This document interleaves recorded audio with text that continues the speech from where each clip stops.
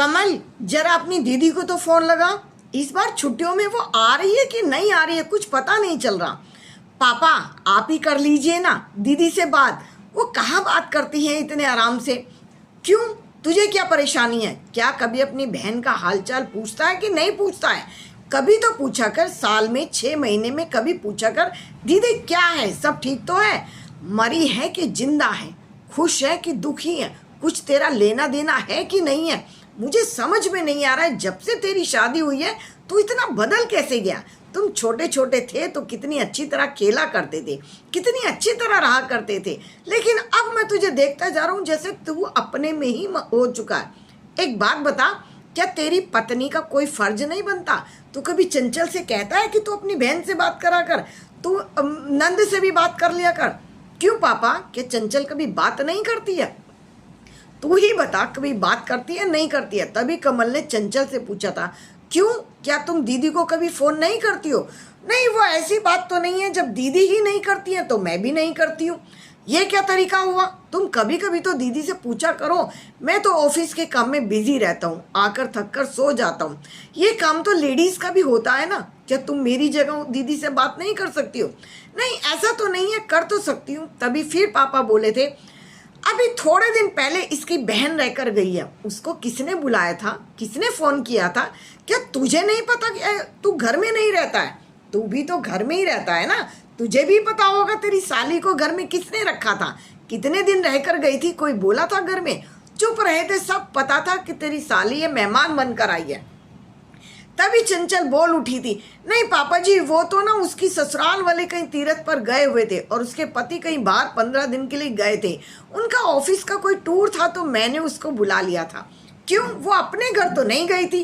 तूने बुलाया ना, तभी तो वो तेरे घर आई। नंद को तो तूने कभी नहीं बुलाया। क्या तेरी नंद के लिए तेरा कोई फर्ज नहीं बनता है? नहीं पापा जी, वो ऐसी बात नहीं थी, मैंने उससे कहा तो वो आ गई थी।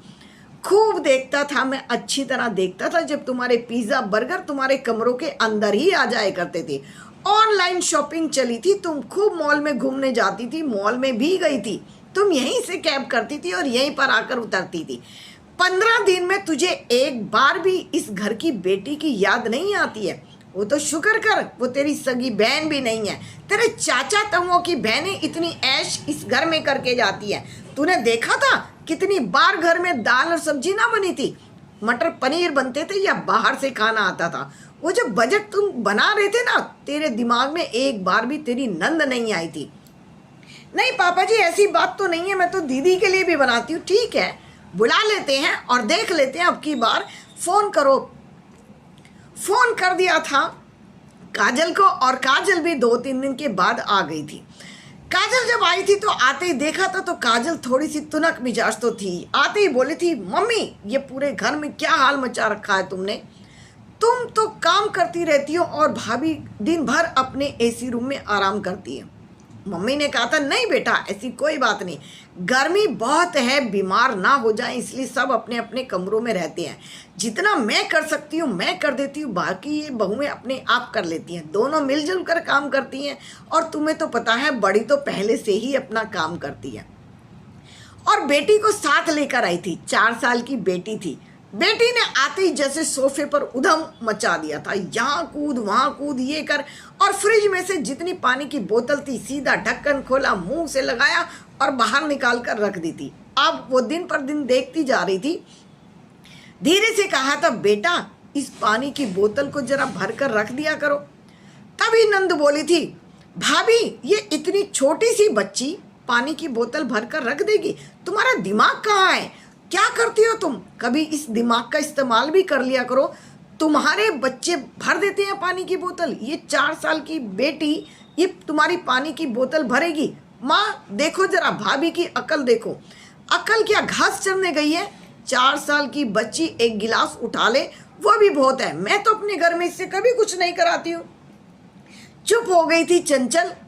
कह तो ठीक ही रही थी कि 4 साल का बच्चा कभी पानी भरता है क्या? वो तो कभी इधर गिरा देता है, कभी उधर गिरा देता है।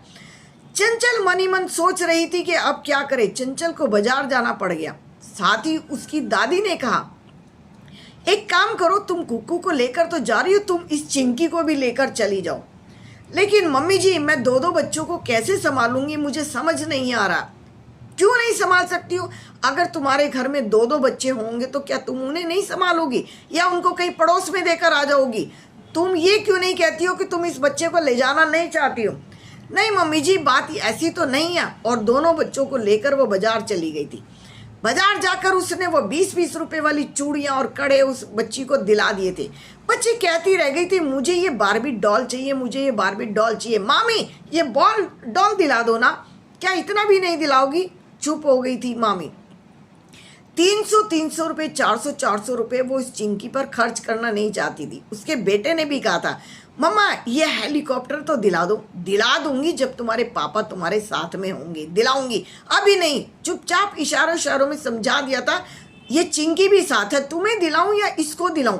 इतने पैसे मैं घर से लेकर नहीं चली हूँ, दोनों बच्चों को कहा था। चिंकी धीरे से समझ चुकी थी कि मामी उसको कुछ दिलाना नहीं चाहती है। 20 रुपए की चूड़ियां लेकर आ गई थी चिंकी घर पर। आते ही देखा तो नानी तुनक कर पड़ी थी। ये तुम क्या लेकर आई हो? ये अपनी दादी को दिखाएगी 20 रुपए की चूड़ियां? मैं नानी के घर से लेकर आई हूँ। शर्म नहीं आई तुम्हें इसे दिलाते हुए कि ये क्या दिखाएगी? ये हर एक बात अपनी दादी को बताती है। मम्मा को बताए या ना बताए, लेकिन दादी को सब कुछ बताती थी। नाक कटवा कर रख दिए तुमने मेरी, कितना भी समझा लूं लेकिन तुम्हें समझ में ही नहीं आता। मम्मी जी मैं क्या करूं, मैंने तो कुकू को भी कुछ नहीं दिलाया है। कुकू भी बहुत जिद कर रहा था। कुकू सारा दिन यहीं पर रहता है।